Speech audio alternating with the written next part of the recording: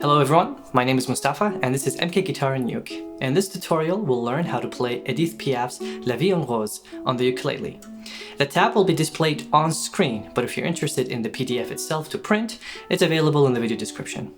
Last, most of the concepts that I'll teach you today are covered in my Ukulele Fingerstyle Basics course. So if you feel a bit lost or want to know more, make sure to check it out. This arrangement is for beginners who can already play 5 to 10 fingerstyle songs. It should take you 3 to 5 weeks to learn, and if you're an absolute beginner, then this should take you about 5 to 10 weeks to learn, which is absolutely normal for a piece of this size. With that in mind, let's get started. Alright, so the verse starts in an A major chord shape, and we can tell that the piece is in A major by looking at the 3 sharps in the time signature. You start with open first string, open second string, and first fret on the 3rd string, which formulates an A major chord shape. We don't need the 2nd fret on the 4th string. And in my case, I'm using ring, middle index, but you can use middle index and thumb if you like. The trick now is to stretch your 4th finger and hit that 4th fret on the 2nd string without letting go of the 1st finger. The reason for that is when you hold your 1st finger and you have the 1st string ringing, it will sound like the chord or the band are still ringing, even though the melody will be playing on the 2nd string. So it's important that you don't let go of your 1st finger for legato effect. Stretch for that 4th fret. Now go back to the 2nd fret with your 2nd finger, and guess what? You already have the 1st finger pressed. Open. You already have the 1st finger pressed. Now you gotta hold the 1st finger as long as possible and stretch your 3rd and 4th finger to those 4th frets, and only let go when you're ready to play them. And when you land, that's kind of the beginning of the 2nd phrase, but it's also the ending of the 1st phrase. So why don't we play the 1st phrase?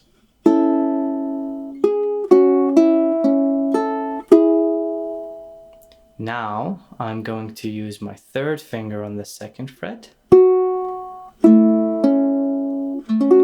And this chord shape is an F sharp minor chord shape. Or if you want to think about the open fret, then this becomes just an A major chord shape. So these 2 chord shapes are common chord shapes that you should be familiar with.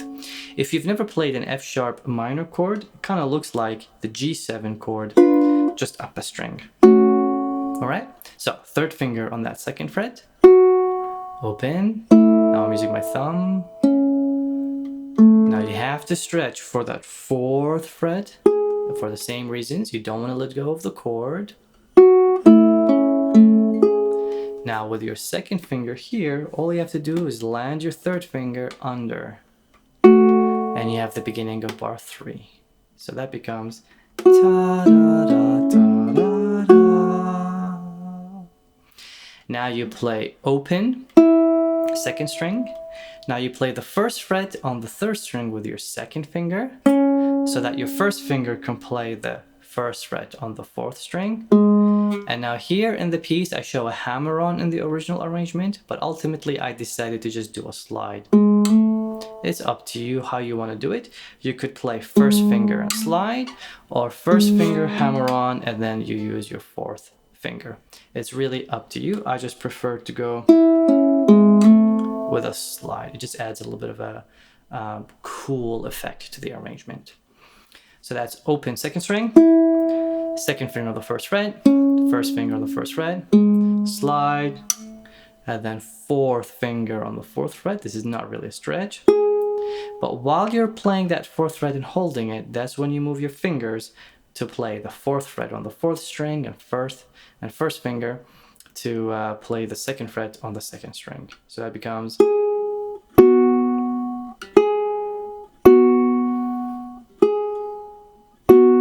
Now you're going to hold the 2nd fret as you move that bass line. And the trick here is that we hear a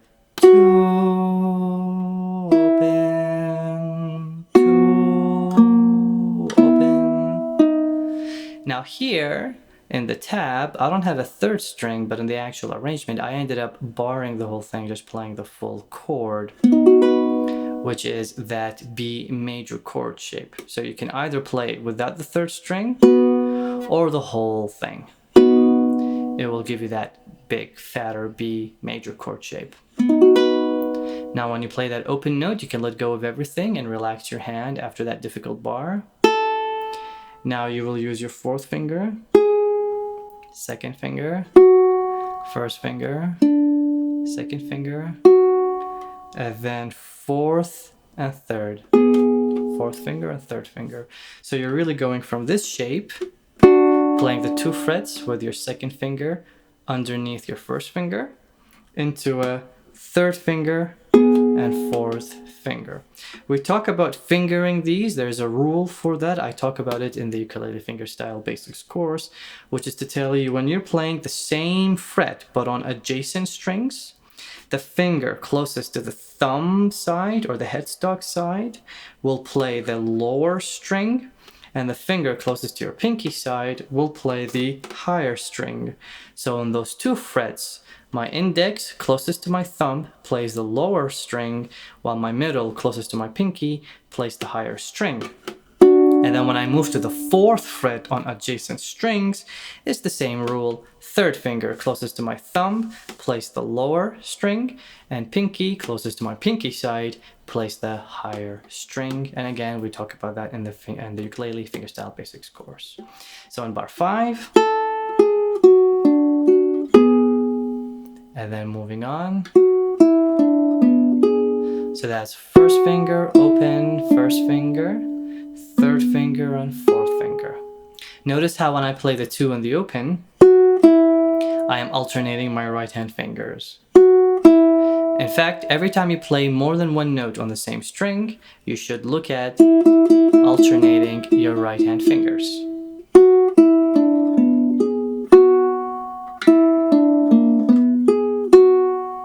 So that becomes in bar 7, open, first finger on the 2nd fret, second finger on the 3rd fret. That's an easy shape. Looks like the A major, just up a fret. And then you play those 4 frets again. We've seen that before. And then you have an open 3rd string. So in bar 9, it's the same as bar 1. It's a chance for us to repeat. Stretch 4th finger. Stretch, 3rd finger, stretch, 3rd finger, 2nd finger, first slide, 4th finger. And here's the difference. This bar 12, looks different from the repeat in the sense we need to use our 3rd finger to get to that D major chord shape. You can use your ring, middle, index, and thumb for that bar. Personally, when I performed it, I just used my middle index and I just shifted my index up as I need to. Now you're going to stick to that D major chord shape when you get to the chorus or the bridge section if you like, depends on how you see it. You're going to freeze your hand there and use your pinky or 4th finger to play the 1st string. You don't need the 4th string anymore, so you can let go of it. And then you will play your 4th finger down there. And then you have the chord. Now when you play the open, it's important that you keep the chord on. So resist letting go of the whole thing because you'll end up doing some pull-offs. You don't want those pull-offs, okay? So it's... Now comes the hardest part. You have to go back to this chord shape that you know, but the 2nd finger needs to go up and the 1st finger needs to go on the 1st fret on the 3rd string.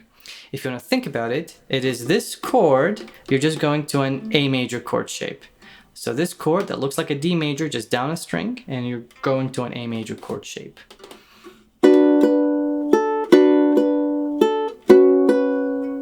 And then you let go. You already have those fingers pressed. The 2nd and the 1st fret, they're already pressed. Now you position shift your 3rd finger to the 4th fret, and you put your 2nd finger on top.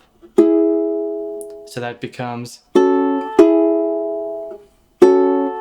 it's a position shift, and we talk about position shifts in the Ukulele Fingerstyle Basics course. So it becomes, and then bar 15 to 16, kind of repeat bar 13 to 14. Isn't that convenient? Now you can let go of everything. A D major chord shape. Now you already have the fingers pressed, you just need to move them to the 4th fret. And now you play that verse again.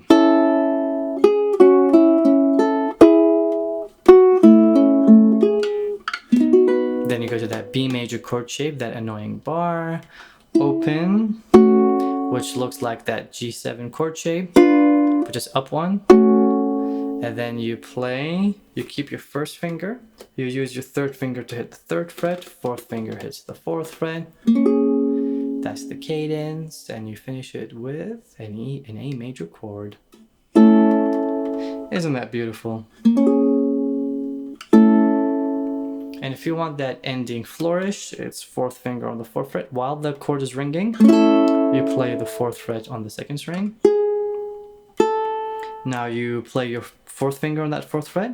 When you play the open, that's when you drop your hand to play 1st finger on the 4th fret, 4th finger on the 7th fret. Then you shift your hand so that your 1st finger is on the 11th fret, 4th finger on the 14th fret, and then you can play the 12th fret. Or you can use a natural harmonic. So that movement becomes 4th finger open, 1st, 4th, position shift, 4th.